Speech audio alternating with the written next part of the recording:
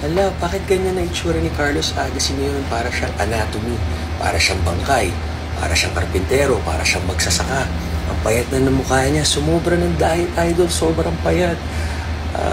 Guys, sasabihin, mukha ka ng 60, mukha ka ng senior, laulaw na yung balat, ang pangit ng katawan mo, bakit ganyan ang itsura niya?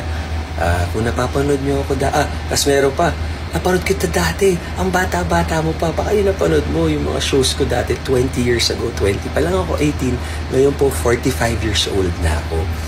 So, lahat po tayo tatanda.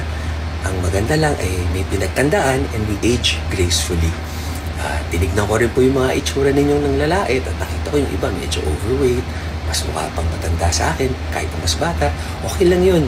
Sana po hindi nyo ma-experience na binabash kayo kagaya ng ginagawa nyo sa akin. Total, sanay naman po ako. Yun lang, tama kayo, mali ako, I'm not your doctor. Do what works for you guys. God